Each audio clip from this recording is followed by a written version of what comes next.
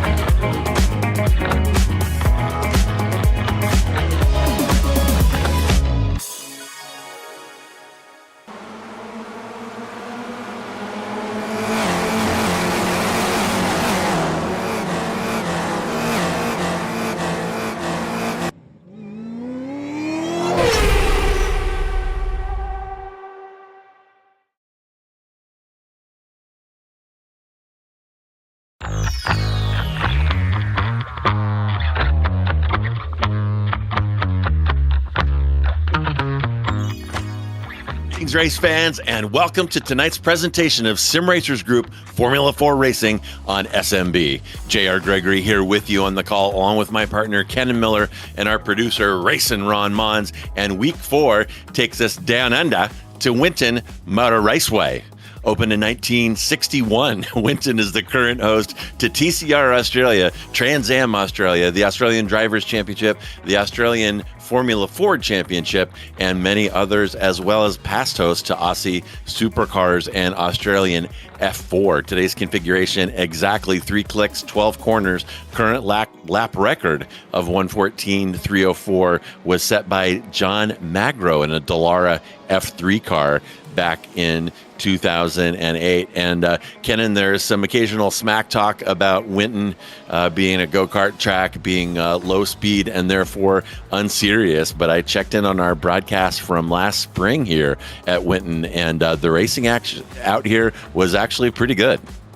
Yes, it was. It was very tight competition up at the front. I believe we had a good 3-car race all the way down to the start-finish line, and really took a last lap pass to win that race, although I do forget who came away with the victory. It's a really tough course. It's a lot of hard braking zones, a lot of hairpins, and many 90-degree corners. So it's quite a mix for this 12-turn, 1.86-mile course. And as you can see a little bit on the broadcast there, that apex is covered with a rain puddle. We saw a lot of water, and you saw Greg Meyer just absolutely lose it by touching that water. So little rainstorms kind of come through, messed up a lot of the track. Some of it's starting to dry off. We've seen several drivers who are now getting to the top of the leaderboard, getting to the dry tires and finding a good dry line. But it's going to be a little bit of a different line than the normal racing line to be successful here. I don't think we're going to see the track fully get dry before the end of the race. Yeah, and weather is going to play a role in this race. Mark my words right now. This practice session that you're watching now is its 60-minute practice. Started quite wet, and as the track began drying, we saw this happen probably between 5 and 10 minutes ago as the track began to dry. Some of the drivers switched over to dry tires, and I'm looking at the leaderboard right now, and the top 13 on our practice session times are all on dry tires. So that transition has happened where slicks are better. But looking at the weather forecast, there is a possibility of squalls coming through during the race here, and this could be a situation where drivers are forced to choose a tire at the beginning that might not work very well off the line, but may end up working down the stretch. It is such a hard call, Kennan. The chance of rain is only 20%, but that doesn't really speak to the duration of the rain or how hard it's going to rain. It just means there's a 20% chance of at least one drop. So I would not want to be in these drivers' shoes having to choose tires here, knowing that we're on a dry track right now and more precip could be coming through. Yeah, absolutely. And I think just the way the storm came through previously, it's going to be a much harder rain than what we saw, say, a couple weeks at Maunz, where we were expecting much more torrential rain, and it really kind of turned out to be nothing. So if we do get rain, it'll probably come down pretty hard. You can still see the spray off of the tires even midway through the front stretch. So there's definitely water all throughout this racetrack, and we've seen a lot of drivers really have trouble with it. Now, the drivers have gone to dry tires as they've tried it. They're certainly running some faster laps. I think overall it's not really giving them the consistency that they'd like to know that they're going to be able to make a stable run. We will see the racetrack dry out a little bit more, but it's really going to be a matter of how you want to take the qualifying session. We're looking about 2.5 minutes remaining in this practice session, and it's going to be a little bit of a challenge. I think you may want to go out on wet tires, get what you can get, and then as long as you put down a decent time, you can kind of see what you can maximize with the dry tires the rest of the qualifying session.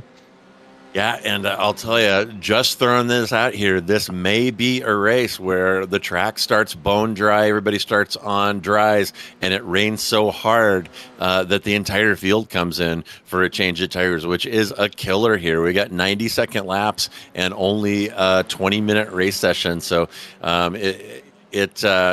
it's going to be fascinating to see how this all unfolds. But before we get too far ahead of ourselves, let's go ahead and take a look at the season standings so far. These are our season points here in SRG Formula 4 through 3 races. And up front, it is Jose Navas fairly comfortably leading right now over Greg Meyer in P2. Ryan Chia will bring up the rear of the podium in P3. Then it's Diego Posada and Thomas Brashear rounding out the top 5. Then Duval, Van Wagner, Guyton, Vase, and Hirsch will round out the top 10. And as you look up and down that top 10, there's not a huge spread there. And it's quite early here in the season. It's 12 weeks with 2 drops. So really anybody on that list from 1 all the way down to 18 can potentially climb their way up into a podium position by the end of the season. So there are your points for right now. And we'll keep you apprised as we can of any significant movement in the points as a result of this one. But practice winding down right now. And at this point, as I said, the track is drying. The top 14 drivers out here are all on dry tires. Jose Navas has set the fast lap in practice, a 121.4. Greg Meyer and Ryan Chia just within a tenth off of him. And then we've got Van Wagner and Brashear, pretty good gaps back behind them. So it looks like, I like to talk about my 1 second bracket. It looks like the 1 second bracket in practice covers about 8 cars, but practice winding down here, about 15 seconds remaining. And we'll jump into our 15-minute open qualifying session. And as the iRacing universe scrolls over into the qualifying session, we'll see if there's any significant change in the weather. And as I said, the track is drying pretty well, and the slicks are working well now. If there's no significant changes, I would expect to see qualifying start on slicks. But that magical transition in the iRacing universe is about to occur, and we'll get a glimpse here in a moment of what this qualifying is going to look like. Yeah, and the biggest thing I'm really focused on here is how the puddles really change at the apex of the corner. A lot of these in-banking corners, they've got massive puddles there right now, and while the drivers were kind of driving through them, there was a lot of avoidance to them, so it didn't really run the water out. It makes it very difficult on the dry tires. If you cut yourself there, you're very susceptible to hydroplane, and I think that's what's going to be really the key to getting the fastest qualifying lap, is how well you can play that line and find a mixed combination of dry line and wet line. And we see the puddles right there in both the corners. I think we're looking into turn 6 and 7 that you kind of almost have to drive around them, and the closer you can get to that water without losing control will really maximize your lap time. Yeah, significant puddling there on the apex of several of these corners, as Kennan noted, but the other parts of the track are bone dry, I'm going to say, and track temperature coming up. You see the sun is out and shining on the track. Track temp sitting about 77. So those puddles don't look like they're going anywhere anytime soon, but these drivers are going to have to modify their line, as Kennan said, and use the slick tires and make the most of them. Although it looks like Navas is out on wets right now, and I'm guessing that may be an oversight on his part. He may be kicking himself and heading into the pits for different tires here before too much longer. And he's like, no, it'll give himself the homer, wrong tires, and he's going to go in and get some different treads there, or non-treads as the case may be, and get back out and run some qualifying. But qualifying underway, and when we get in a rhythm here, we'll give you a little ride along here at Winton. Pretty interesting track, Kennan, and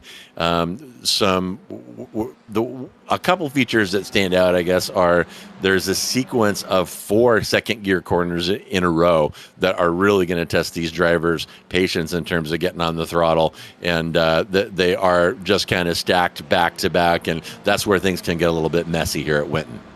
Yeah, really, it's that 4, 5, 6, 7 combination. It's just so flowing. You can really carry a lot of speed through the middle of the corner, but you really can pay for it on the exit, and how much time you really have to get yourself set up for the next comeback corner. It's almost 3 hairpins back to back to back. So that's really going to be quite challenging as we're seeing them go through there now. And like I said, with the puddles, you kind of have to take an awkward line, so it makes it only slower, and it really will test your patience. You really want to be able to get back on the gas, but with the little bit of less traction you're going to have on a wet track, it's going to take a little more precision to get out of the corner with the speed you want to have.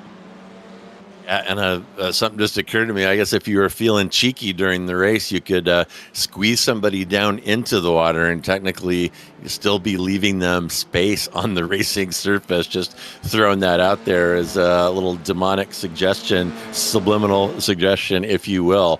But practice time, or qualifying times rather, starting to come in, and immediately we're getting very close to the 121 flats. Guyton with a 121.042. Hirsch right behind him with a 21.3. Chia with a 21.3. Van Wagner 21.5. So we are seeing some kind of dry track times here, even though they're not able to use the entire surface. They're getting around here pretty quick right now.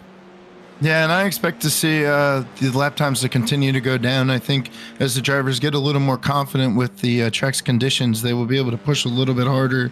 You can see we're on board with Greg Meyer right now, facing a little bit of traffic. It's going to hurt this quick time at the moment, but you see him dealing with the rain coming up, a little bit of rocks. It's a very flowing corner. This is the double hairpin section you see, and tries to split the bridge there. That's going to be a hard issue with two cars coming together in front of him, but don't think he was really on the fastest lap you'd want anyways. It's going to be an interesting race, I think. I think we'll see a lot of tight, close quarter racing than we're seeing the bigger gaps on the lap times right now, because you will have a little bit of follow the leader, and the track is a little bit slower than its optimal position with the conditions.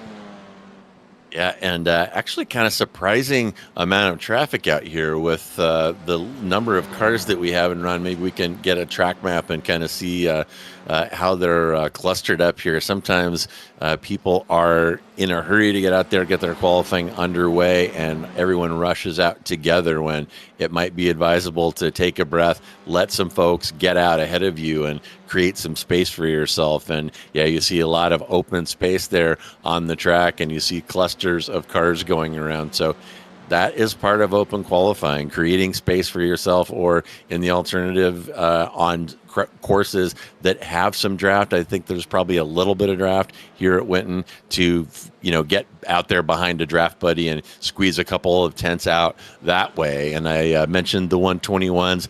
We are way past that. We currently have Ryan Chia sitting at a 120.2, Duvall behind him with a 125, and Van Wagner also with a 120.5, Meyer 120.6. So it's Chia from Duvall, from Van Wagner here early with about 10 minutes remaining. And as fuel burns and the track continues to dry and get rubbered in here, those times are going to continue to drop off. Yeah, absolutely. And we're starting to see it now. As we can see on the bottom, we had a couple purple sectors coming through with David Hirsch and Aaron Van Wagner. Don't know if they'll quite be able to take the pole time on this lap. It looks like the third and fourth maybe just a tick too slow. But yeah, Aaron Van Wagner is going to go to the top of the board there. So times are starting to fall down. I expect everybody to improve off of where they are so far. It is a good thing they've at least put a time on the board, so you at least know you've got something out there. But I would expect the drivers to really be pushing harder and harder with every lap they complete to this point. Yeah, and the 120 barrier has fallen to Hirsch with a 119.9. So Hirsch, you spotted it there, Kennan, with those purple sectors, and Hirsch has absolutely lit the wick. He's currently about 1,300 ahead of Van Wagner, Chia, Brashear, and Duvall there, rounding out the top five. And taking a look at Brashear, whoop, little trip through the grass there. And I imagine that grass is a little on the damp side. It's not usually super grippy, and probably less so here this afternoon during qualifying, but plenty of time left for Hirsch to take another, or for Brashear to take another crack at it. He is only 0.3 off of P1 here, so the times are going to continue to drop down, and it'll be curious to see how many other drivers can join David Hirsch in that 119 club. Yeah, and we're looking at it now. We had, at the end of practice, about 8 drivers that were all within a second, and we're still kind of sitting right around there. The top 8, 9 all within about a second of each other. And Aaron Van Wagner just absolutely put down a blitz of a lap, a 119.319. So times are really dropping fast. It wouldn't surprise me to see we maybe even get to the 118s. Yeah, and if you watch Van Wagner right there, look at him catch that drift. Van Wagner is learning where the edge of adhesion is. You see him kind of flirting with those puddles, letting the unloaded inside tire get a little taste of the water at that apex, and that is where he got a huge chunk of time as he threw down an absolute heater, taking about 6/10 out of David Hirsch on that one. So Van Wagner finding the secret sauce there. As you see him, as I said, he's just mildly flirting with that water, not staying completely away from it, and it's enabling him to use a lot more of the track, and that is translating into some very quick lap times for Van Wagner. Yeah, it is. He's really cutting it right on the edges. You see him just right on the toe, those puddles going through the corners, and he's doing a good job. It looks like the car's gripping and handling quite well. As you see traffic in front of him will let him by. He ought to maybe have another good lap here, but he's really putting it on the edge. It'll be quite interesting when it comes to race time, though, just how dangerous you want to get when it comes to putting one good lap time. It's kind of worth risking it all, but in a 20-minute race, one of those misguided judgments, you could really find yourself in trouble and losing control of the car. Yeah, too right. Not a lot of time to bounce back, and just being smooth and steady has been proven over and over again to be a way to find success in these races. And drivers like Embriette Hyde spring to mind. She always keeps it frosty and seems to always gain 4 or 5 positions just by being smooth and consistent and keeping out of trouble. So that very well may be a key here. And as you look at that very tight complex, and look at our track map there right up at the top, that little kind of I don't know, heavy metal devil horn symbol there of all those switchbacks. That is an area where there are going to be cars coming together, and it's going to be so critical to keep out of trouble there if there's a pileup to avoid those flaming barrels. Yeah, it is, and it's going to probably prove to be a very tough to pass type of race. You aren't going to be able to utilize the outside lines as much as maybe you could when you're expecting the full grip. So the way you're going to handle setting up passes and getting through traffic is going to be quite difficult. I think that's where we will see a lot of stack ups, and finding a way to get through those safely is certainly going to be needed to have a good finish today. Yeah, and looking at my track map, let's call it. I always want to give a shout out when we come to Winton, that Winton is one of the few tracks that has a corner named after a calamity, and that is turn 6 heading into that sequence of switchbacks is called rollover corner. And I know I discussed this with Ron before, and he came up with another one where track feature was named after crashing. I guess Wall of Champions at Gilles Villeneuve counts as well, but I always find rollover corner interesting, and I don't want to hear my crew chief coming over the comms telling me, okay, I want you to hit really hard here and roll over corner. Yeah, that's kind of an interesting one. They must have a lot of issues with that corner, different kind of cars. I think the Formula 4 cars will hopefully keep all 4 tires on the ground today. They're a little more pointed, so hopefully it won't be too big of an issue. Yeah, and looks like we've had Jose Navas has jumped into the 119 club, and curiously, his time, he's above Hirsch on the leaderboard, but since my timing here only goes to milliseconds, it appears a tie, 119.945, which for each of those drivers, that's pretty unusual. And Greg Meyer now jumps up as he hears me with a 119.4. So we have now got the top 4 drivers have broken that 120 barrier. That's Van Wagner from Meyer, from Navas, from Hirsch, then Ryan Chia with a 120.2 rounding out the top 5, then Brashear, Loud, Duvall, Jacob Guyton, and Diego Posada in P10. And getting close to the end here, I see Hirsch on an out lap. Looks like Van Wagner has picked up tires as well. So Van Wagner might be wanting to try some fresh rubber here down the stretch on a lightened fuel load, but running out of time to make something happen. About 3 minutes remaining, so probably 2 to 3 laps maximum, probably 2 laps maximum for a majority of the field here. Yeah, wonder what the strategy was to get new tires. I think maybe they're having a little issue with the tire where this track, it really is kind of like a go-kart course in terms of it's very hard cornering. You really put a lot of stress on the car and most certainly the tires. So I think maybe they were already starting to see some fall off and maybe thinking they can give it one more good shot on just a nice pair of fresh rubber. So we'll have to see if that works out for them. Really the top 5 are all really tight together now, and seems like a lot of the track has really started to improve as we've seen with the speed of the times on the leaderboard. So I expect the whole race as we continue through the night, it's only going to get better and better, and that can really open itself to who's willing to risk it more as we do see the racetrack improve over somebody that gets a little consistent and doesn't want to step over the edge of such a difficultly challenged racetrack conditions.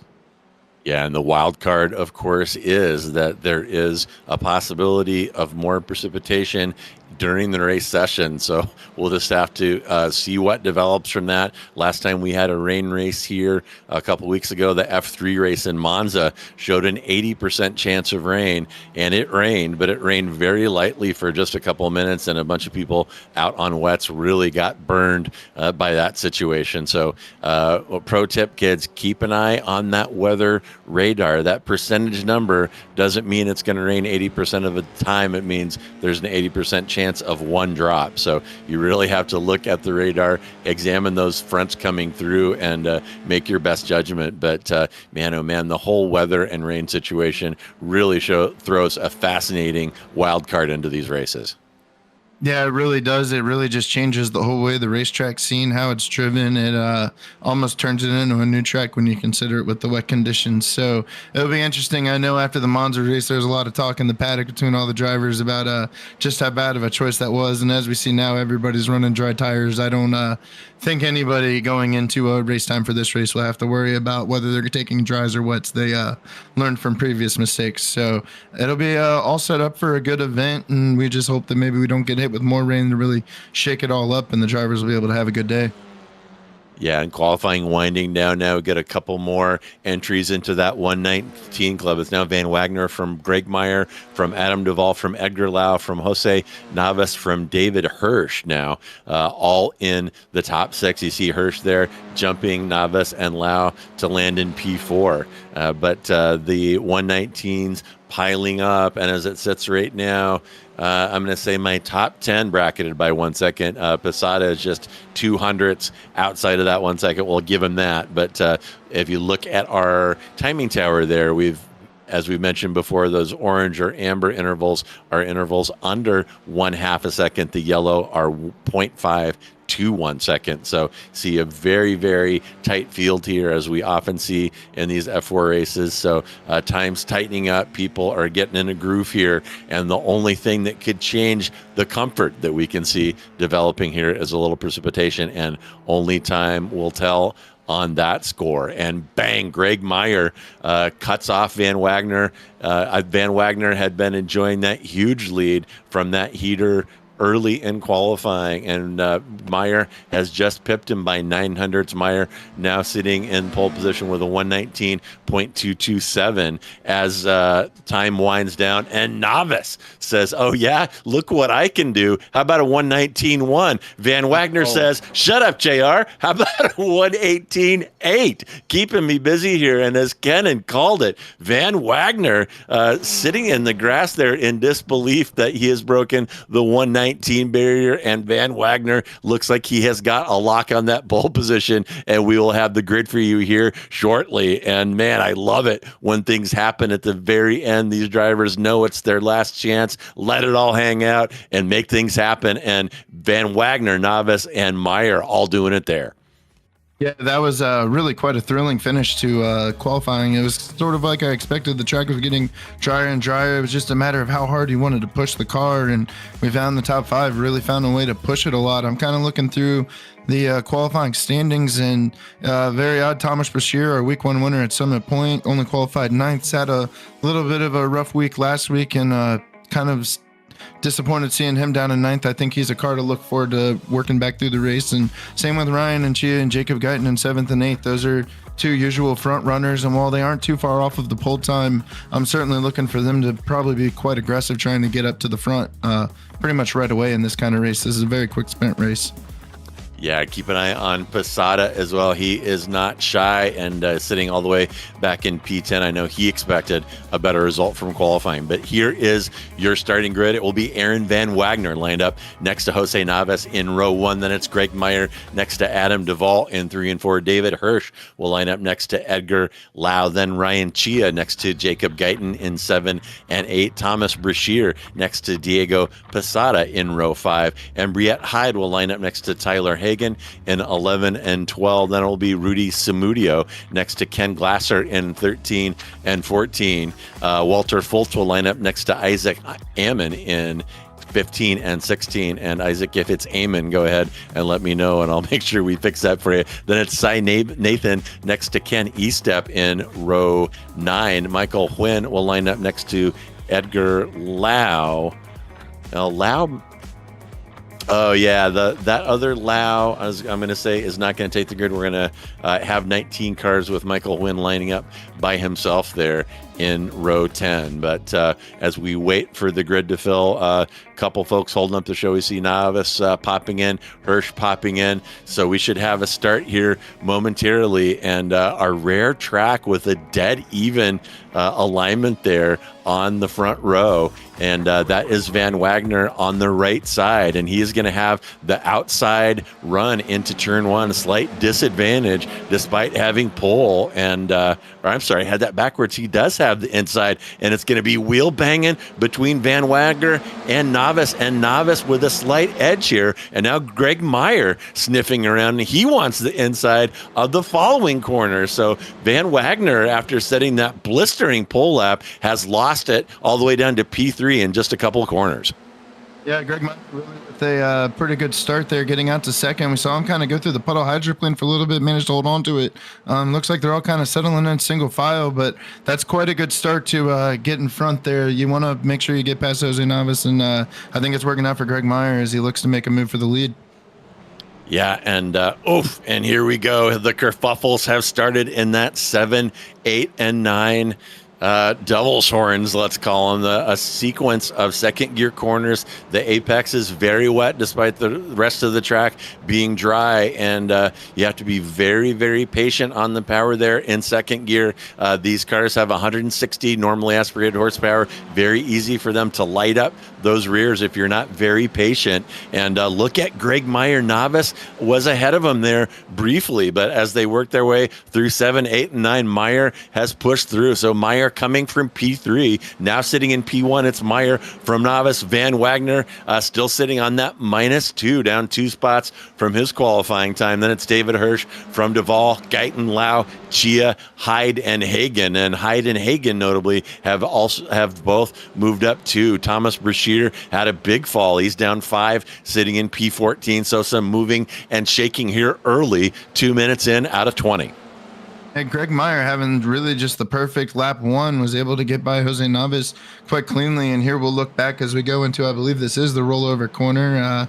Looks like everybody's getting through good, and it all just stacks itself up. Thomas Brashear getting into the rear end of, I don't know who that was, maybe Posada. But spins himself around, loses a lot of positions. Yeah, Thomas Brashear was actually on a good start his opening lap. Had gained about 2 or 3 positions off the start, and unfortunately finds himself in trouble. And then you see more trouble just again in the following corner. That's really where you'll see the mistakes happen. And it's such a low-speed corner, but it really opens itself for a lot of rear-end incidents because you don't have that same ability to judge the speed at such slow cornering rates. Yeah, and Brashear, I think, had some help there from that kind of Italian flag colored car there, and I'm not sure who that was, but Brashear tapped from behind and turned there. So Brashear's situation going from bad to worse there after not qualifying particularly well, gets turned and drops way down the order, although notably, and man, oh man, that turn 8, more problems there, and that's not the last time we're going to see cars coming together in that area. And here we go. Here's Van Wagner fighting with Greg Meyer right now for P2. Navas has pushed his way back into P1, and man, these drivers switching positions multiple times already in a very short amount of time. And here comes David Hirsch. The fighting up ahead of him has put him in position. Oh my goodness. And then Meyer turns turned, and then Meyer, with getting impatient, goes right back on the throttle and drives into somebody. Meyer driving into somebody again here. So Meyer exuding the red mist, he's drowning in it, and really things going horribly for him. And where is Meyer sitting right now? He looks like he's in P7, down 4 from his qualifying position, and that will put Jose Navas in P1, David Hirsch in P2, and Guyton all the way up into P3 out of P8. So keeping out of trouble, as I said, keeping it frosty and avoiding problems is a really critical and effective way to make things happen here at Winton. Yeah, that was a really major incident for about 2nd through 4th place. David Hirsch, the only one to really able to get through cleanly. He was in 5th the previous lap, now finds himself in 2nd. Not too big of a gap to Jose Navas. It's something he can certainly manage and try and reel him back in, but that really just took out quite of the big front runners and put them back in the middle of the field. So it'll be interesting to see. I'm sure they'll be quite unhappy with what all just occurred and driving quite aggressively to get back as high as they can through the leaderboard. So look at the replay there, and just Aaron Van Wagner and Greg Meyer coming together with the left front, just not enough room to have racing there. I don't know if Van Wagner really got into him or if Greg Meyer came down, and then you see Greg Meyer just trying to get things back underway, gets into Ryan Chia and sends him toppling back down the leaderboard. So you really hate that for him, just kind of an innocent bystander throughout the whole incident there going through 7 and 8. But just absolutely really tough 2nd, 3rd lap. They've got 15 minutes to try and see what they can regain. It'll be quite a tough challenge to get back to Jose Navas. So really the weight's on David Hirsch's shoulders to see if he can reel Jose Navas in. Yeah, pretty messy there. It was a bit of a dive by Van Wagner, and he washed out a little bit, but Meyer also maybe turned down on him a little bit, and that just might end up a racing incident. But what happened after, it kind of got ugly in terms of impatience on the reentry, and Meyer taking a couple of other cars with him in his haste to get moving again. But there is a huge gap that has developed up front. Hirsch has managed to hang on to Navas there. You see there's about a half-second gap between those two, but they have dropped Guyton to the tune of almost 4 seconds right now, and Guyton is on an island 4 seconds ahead, and about a second and a half back to Duvall, who is leading Edgar Lau with a very tight interval. And my goodness, look at Embriette Hyde. I told you she was frosty when things started getting crazy, and she's moved up all the way up into P6, P7 now, but still a 4-position gain by Hyde very early on in this one. Yeah, and it really just speaks as she did drop back to 7th there, but the consistency is so important of being able to keep the car on track, not getting caught into the issues like we see some of the front runners have already with contact side by side, and it really often finds yourself getting better and better finishing results, and we see that from Embriette Hyde every week as she's looking at 7th right now, and Aaron Van Wagner trying to maybe get one of his positions he lost earlier back over. So it's working out pretty well. You can see the track's a little slick there with Van Wagner getting a little loose, and Embriette Hyde's not going to make it easy on Aaron Van Wagner, who really has to drive it hard out of that corner and see how things settle up with another Greg Meyer, who also is not happy, looking to make a 3-wide move going into turn 1. They're both in a frantic race to catch up for positions, and it really shows, and using every bit of the curbing there to get through quite cleanly with a lot of speed has got himself into a dogfight between Greg Meyer and Ryan Chia. Wow, and a wild ride for Hyde there as you see her dealing with traffic. She had Meyer going by her on one side and Posada on the other as these cars trying to fight their way back up front. That is Meyer following Posada right now in a battle for P8. And I know that they want to get back up where they were. Aaron Van Wagner, another one of the front runners, right up in front of them with Insight Brashear there as well. And speaking of Brashear, we talked about not qualifying that great. He got involved in that incident early, but he's clawed his way back, now running in P6, which is up 3, even after getting spun off and hit in that incident earlier. So very good drive by Brashear. He's keeping his head down, keeping things moving, and it's paying dividends for him. And meanwhile, up front, David Hirsch has now set the fast lap, throwing down a 119.4, and that interval up to Navas growing a little bit. Navas has him gapped up to about a second. It'll be interesting to see what Navas's lap time is here and whether he turned up the wick or Hirsch had a bobble there somewhere, but Novice starting to pull away a little bit from Hirsch, and our lovely timing tower, which was all amber and yellow in qualifying here, has got a lot of white on it from all these incidents, which is pretty much what I was expecting from Winton. Things can get very messy here very quickly.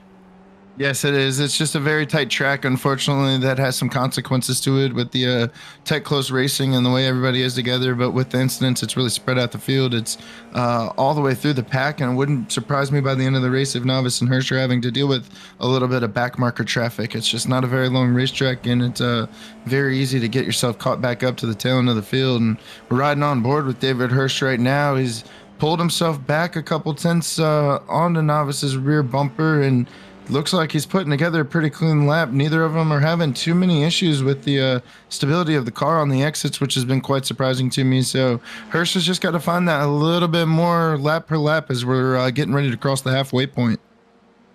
And the track looking good. That puddling across the apex that we saw at the beginning drying up really nicely. The track sitting about 86 degrees Fahrenheit. And as you can see there on your screen, pretty bright out there. There are some gray clouds in the background of that shot, however. So rain still a possibility here. And I'll leave it to the weather gurus to take a look at the session weather and tell me what the likelihood of that is. It looks pretty bright in one direction, pretty gray in another direction. Oh, and there's Novice washing wide there in that very tough turn 7. And I said, you got to be patient. You can't enter too fast. You can't put down the power too fast. Novice washing out, lets Hirsch climb back up with him. And now Hirsch only has about a 4/10 gap up to Novice with 10 minutes remaining. And I got to say that this is right where Hirsch wanted to be. He is not in P1, Kennan, but he is within striking distance. Yeah, absolutely. He had a fantastic first half of the lap, and you see he's kind of lunging it in there in the next to final corner, and did quite good work to get to Novice's bumper there. Has it almost within a half a second gap, and ran almost half a second quicker that lap too on the timing board. So David Hirsch really pushing it in. Novice had a real struggle going wide in 2 corners back to back. Really opened up the door for him to get to the tail. So the pressure's on. Jose Novice has a lot to deal with, and I think the race is just really getting started.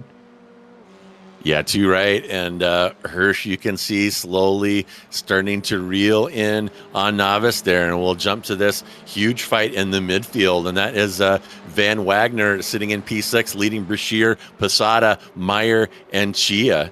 And Embriette Hyde, she's about 6 seconds back of this group right now. But remember, these are all cars who qualified much higher than they're sitting right now, particularly Meyer, who wants to get back up where he was. Van Wagner as well, involved in some kerfuffleage early. And there is Van Wagner washing out there. Is he going to give Brashear a crack around the outside here? Just able to hold him off, but that packs those cars together even a little bit more tight. And I'll tell you what, this is exactly what Meyer wants to see, as those cars in front of him fighting, falling closer to him and presenting him with an opportunity to climb out of the basement. And there goes Van Wagner. Holy cow, did that car ever snap? We're going to show you that again. Not sure what happened there. Maybe just a little kiss of the curb, or maybe just a little dip in the water. But looks like Diego Posada has DQ'd, and that must be from incidents. And yep, there we go. And live by the puddle and die by the puddle. And you saw that right there. Van Wagner made the flirting with the moisture that are on the apex work for him in qualifying. And Kennan, you said it. Yeah, it's okay for a hot lap during qualifying, but do you want to take those risks during the race? And the answer, no. Watch this car snap, and no amount of reflexes would have saved that. And as an added bonus, bang, here comes Posada to hit him in the side. Damage off here, so these cars will continue. But Van Wagner has kind of defeated himself by pushing the boundaries of those puddles, Kennan. Absolutely. You could almost see he entered in on turn entry and the puddles are really kind of dry there. And then just right as he kind of came through the apex, you could just see the puddle there is almost like maybe he couldn't see it. And unfortunately, Diego Posada kind of getting caught up in that. He was really having to fight to continue to finish the race and be clean and not get disqualified. Really gave him what he had. And there we see Cy Nathan going into turn 11, just loops a rear end. Looks like maybe just a little too much speed, too much wheel input into it and loses a rear end. So that's quite interesting. And now as we get back to the leaders, Jose Navas is almost up by 2 seconds. So something must have happened to David Hirsch there to have lost a little bit of time. And really, as we're coming into 6 minutes to go, time is very much dwindling down to make any kind of opportunity at Jose Navas, the race leader. Yeah, and who would have thought that wet and puddly Winton would be as messy as this has been? But yeah, there you have it. And I like my brackets, folks. My top 5 runners right now, 17 seconds covering those top 5 cars. So this one kind of turning into a track day. It looks like Brashear has Duvall and Meyer with him still. They could threaten him, but not a lot of action on the course right now. And there is Brashear, Duvall in the NASA car, and the familiar Taco Bell car of Greg Meyer, and he may be running for the border after this one in frustration after having a very rough race. Pretty good recovery drive back up to P7. But yeah, that fight that you see right there for P5, about 6 minutes remaining here, and see if Meyer wants to roll the dice again, or if he just wants to get the car across the line and wants this one to be over. Yeah, you really got to mind your P's and Q's on just where you want to push and be aggressive. We've seen drivers have a lot of issues trying to make passes where they do get themselves kind of caught into a fight and then lose control. He's done a good job of a recovery, but you just hate to throw away everything you've worked for trying to regain after the lap 2 incident. He finds himself right there. And here we have Jose Navas, the race leader, just landed back on 4 wheels, possibly going fully over. We will have to go back and check what happened there. But David Hirsch is now the race leader. Jacob Gunn second. That's just absolutely crazy. I wonder what's happened there. Yeah, and here is Navas. And you mentioned the back markers, Kennan, and back markers rearing their head right there. And what happens to an open wheeler when they have tire contact? You saw it right there. And any physicists out there, yeah, I know iRacing physics aren't perfect. That was a little weird, but Navas definitely could have had it much worse there. And there's another view of it as the physically impossible occurs right before our lion eyes. But because of the huge gaps in the field, that only cost Navas 3 positions. He's currently running in P4. But David Hirsch, who has already set the fastest lap, now sitting comfortably in P1 with a 4-second lead. However, I say comfortably, Navas was comfortable as well until he hit lap traffic. And there's Hirsch's view of that, whatever you want to call it, car combination, let's say.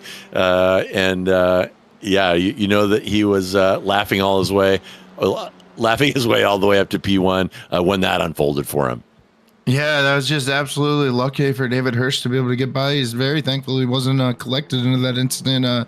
Very much could have been easily track blockage, but they did go off the track into the grass. But I just don't know if there weren't blue flags there for the back marker. It seemed like maybe he was trying to leave a space for Jose Navas to take it. There was clearly a differential of speed, just not enough room for Jose Navas to get clear inside. I don't know if that was a normal racing line or adhering to blue flags. That's really quite interesting. We may have to try and get a little interview to what happened there after the race. Yeah, and messy stuff here at this point. 16 through 19 are no longer on the lead lap. I have got 3 cars parked, 2 of them through DQs, and there goes Meyer off again. And things, I keep saying this, but things going from bad to worse with Greg Meyer. That will drop him down into P9. So he has now lost 6 positions from his qualifying position. Here's the last really fight left on the track. That is Navas from Bashir from Duvall. That is for P4. And to think that Navas had the win here in the bag, and he is your season points leader, as you'll recall, and he sure would have liked to have added to that with another victory. And you see that lapped car very politely getting out of the way of these drivers. But Novice has some pressure here. About 2 minutes remaining, probably 1 or 2 laps remaining, and Novice just wanting to hang on to this P4, take his points, and lick his wounds, and look forward to the next week. I think so. He's not yet won a race so far this season, and still has himself at the top of the leaderboard. This is where you just kind of got to find the mental restraint to not do anything to lose any more positions, and maybe still be able to walk out of here as the points leader. It's really unfortunate what happened to him as the race leader, just almost near the end of the race. But at this point, you've just got to find a way to mentally get through it, handle your finishing position, and know that you still got good points and in a good position to get a championship. That's the ultimate goal this year. Yeah, and looks like the white flag has been shown to David Hirsch. So Hirsch sitting very comfortably now in P1. He's got a 6-second gap to Jacob Guyton in P2. Gosh, that is movement as well. I guess that's related to Novice's incident. So Guyton, the hard charger, sitting on the second step of the podium in P2. Edgar Lau finding himself up 3 in P3 with 1 lap to go. And really nobody threatening any of those drivers. All they have to do is keep it on the track. Possibility of hitting traffic. As I said, there are a number of cars that are not on the lead lap. But Hirsch, Guyton, and Lau kind of demonstrating what is needed around here, especially in adverse weather conditions. Keep it clean, stay on your toes, don't take any chances, and let what comes to you come to you. And by the way, here is Brashear. He wants P4 to come to him as he's heavily pressuring Novice through that 7, 8, and 9 complex. Yeah, that's really his best opportunity to try and make a last lap lunge. I don't know if he'll get an opportunity without a mishap to Jose Novice again going into the final 2 corners. And here comes Hirsch to take the victory. Hirsch had the pace, didn't qualify particularly well, qualified down in P5, but did end up setting the fastest lap and did end up making his way through a very, very messy field to take the victory. Guyton will roll across the line in P2, then Edgar Lau in P3 as we show our start finish, and there goes the Taco Bell car of Greg Meyer. So they're coming through. Hyde ought to roll through next, followed by Samudio, Hagen, Foltz, Michael Wynn not far behind them. And my goodness, what a messy, rainy race here at Winton. And you know, Kennan, this track is pretty tough when it is bone dry. There is incidents when it's dry because of the degree of difficulty getting around here, and the water just really threw a spanner in the works today. Yeah, the track conditions really presented quite a bit of a challenge. I think in a way we sort of thought, oh, well, it's not really raining, it'll be all right. I think it almost made it more of a challenge because you never really drove with the idea that it was raining in a wet track. You were really trying to find the most you could where it was dry, and unfortunately we saw a lot of drivers get caught out in some of the puddles. We saw some incidents, especially the lap 2 incident was really just tough to see. Really broke up a lot of the field, and especially a lot of the front runners. And then the unfortunate incident with Jose Novice getting into a back marker there while leading the race really just turned everything on top of its head. So quite a big shakeup type race for the points and the championship. So we've kind of got pretty good season on our hands 4 weeks in. Yeah, absolutely. It absolutely put that top 10 into the blender in terms of season points. So it'll be interesting to get that all sorted out when we're back here next week. We'll have those points for you then, of course. But let's go ahead and take a look at those results. Hirsch, with the fast lap, with the consistency, with the avoidance, manages to pull off a P1 here at Winton. He's followed by Jacob Guyton in P2. I think that might be Guyton's best finish in F4. Edgar Lau will finish in P3 to round out your podium. Then it is Jose Novice who snatched defeat from the jaws of victory in an unfortunate encounter with lap traffic. Then Thomas Brashear rounding out the top 5, followed by Adam Duvall, Ryan Chia, Aaron Van Wagner after a precipitous fall of 7 positions from various incidents. Greg Meyer as well lost 6 to land in P9. And Briette Hyde up 1 to break into the top 10. Rudy Sumudio in P11. Then it's Hagen, Foltz, Michael Huynh, and Cy Nathan to round out the top 15, followed by Glasser, Eamon, Estep, and Posada, who, crashed out there early or parked it early. So rough and tumble race here at Winton. And let's take a look out in what a motley crew. I'm taking a look out in our interview room, and pretty talented group of drivers out here. I'll go ahead and bring them in one by one, but let's go ahead and start with Jacob Guyton. Jacob up 6 positions to get a podium out of this one, P2 at Winton, in a very, very messy race. And I'm imagining this is about the second coolest thing to happen to you this week. So tell me how this race at Winton went for you. Went pretty good. Practice was wet track. Qualifying, it started to dry off. We were all running dries, and by the race, it was full dries and just a couple sketchy parts of the track.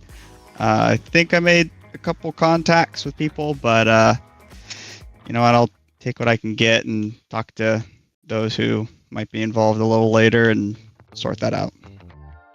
Well, I don't think anyone got through this one completely clean. And if you're feeling bad about any contact, there were other people in the field who were dealing out a lot worse blows than you did. I can promise you that much. But a fantastic race. And talk to me a little bit about just kind of staying on your toes and avoiding some of these incidents. And I'm sure you had some legit passes to move up 6 positions, but I'm also sure you were dodging some flaming barrels along the way. So how did that go for you? Honestly, it was just about keeping grip wherever I could. I think most of my passes were just dodging those flaming barrels, as you said. No competitive passes, I don't think, but hey, that's the endurance mindset. Just keep traction, keep going, keep looking forward, and it's proved out to be successful, especially recently. Absolutely. And that endurance mindset of keeping it clean, keeping pedaling, and letting the good stuff come to you. I know it is a great feeling, Jacob, and congratulations on a fantastic drive here to get a P2. Also, congratulations on winning your split in the iRacing special event Petit Le Mans, a 992 GT3R. That was pretty epic. We won't spend a lot of time on that, but wanted to definitely give you a shout out for that. Quite an accomplishment. And as we wrap up, is there anyone you would like to thank or give a shout out to today?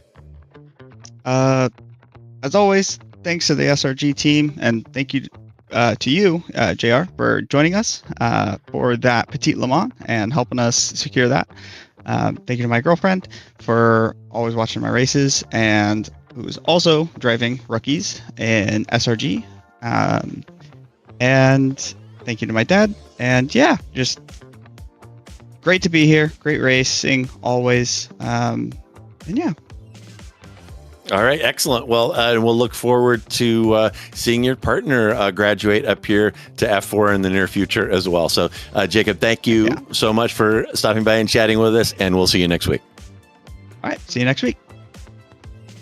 All right, that was Jacob Guyton crossing the line in P2. And next we have got Jose Navas. And Jose, my goodness, you had it in your grasp, and traffic giveth and traffic taketh away. And I know that can be frustrating. You put in a pretty good drive, though. So how was the race from your perspective on a slowly drying Winton Raceway?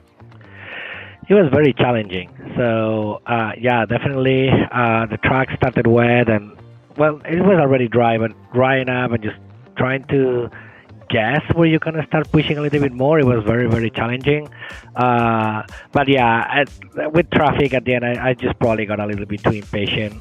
David was pushing behind me. I know he was even though I had I think on the previous lap I had pulled 1 second or so, she was catching up. So I just got too impatient. I should have just waited a little bit longer, and I would have been clear. So yeah, I take a little bit of blame of that. Like they don't need to get out of the way.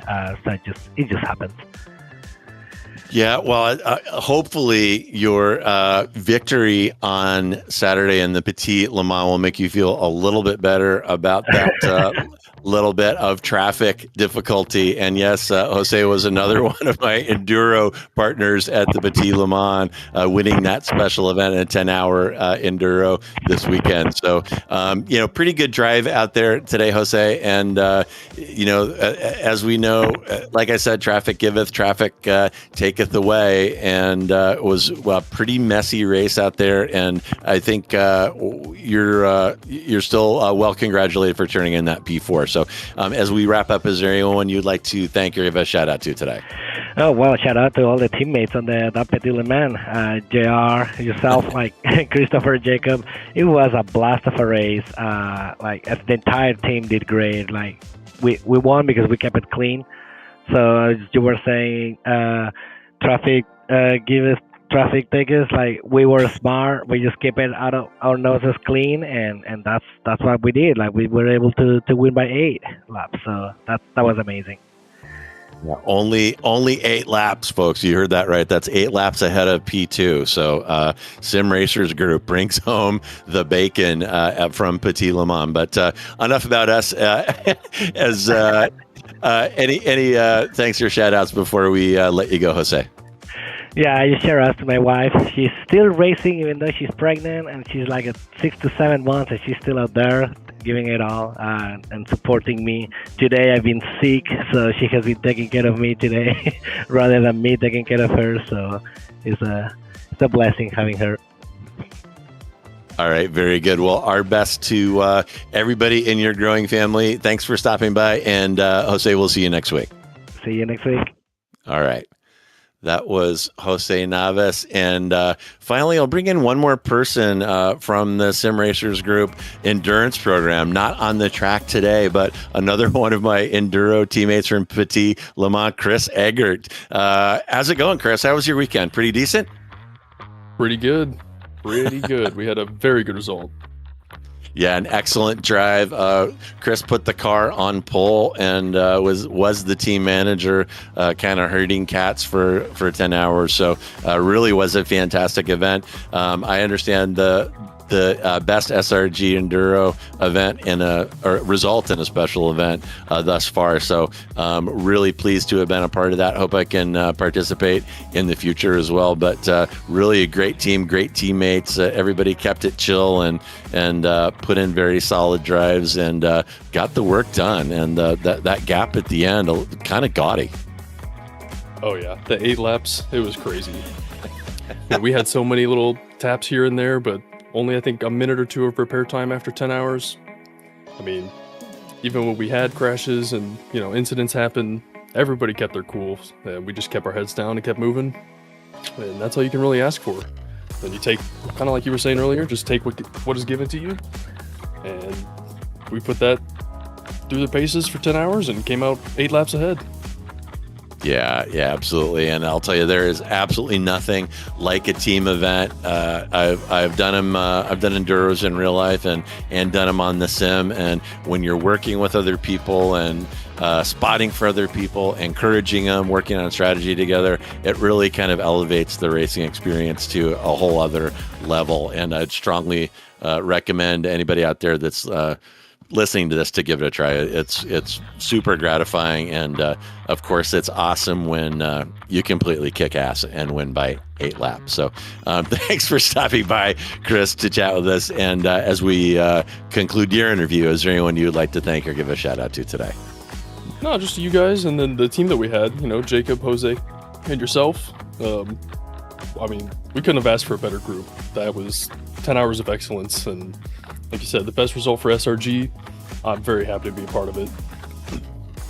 Yeah, well, I'll tell you what, that was a great mix of drivers for a variety of reasons, and I'm down to do it again, and I think we can count on more success if we do. So I'm looking forward to it, Chris. Oh yeah. All right. That was Chris Eggert, another one of my teammates in the Petit Le Mans over this weekend. And I know I'm not supposed to make it about me, but it was just so damn cool to hook up with these guys at Sim Racers Group and to make that happen. I've been in a lot of those special events and never pulled a P1, and it was awesome. And it was an absolute beatdown, as I said, 8 laps on P2. So, anyway, enough about me. Let's get back to slow motion broadcasting. And we are not just about Sim Racers Group and these fantastic F4 cars.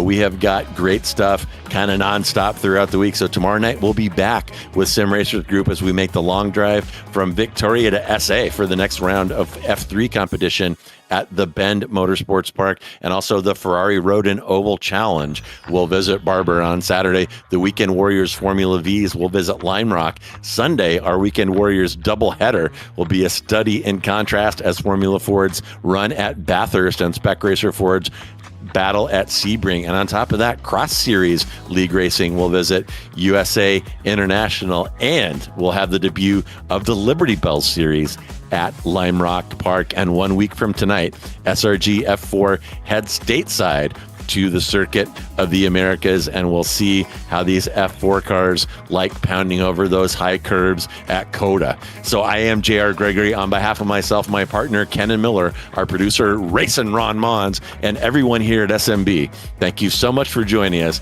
Enjoy the rest of the day wherever you are, and look at the bright side. At least it ain't Monday.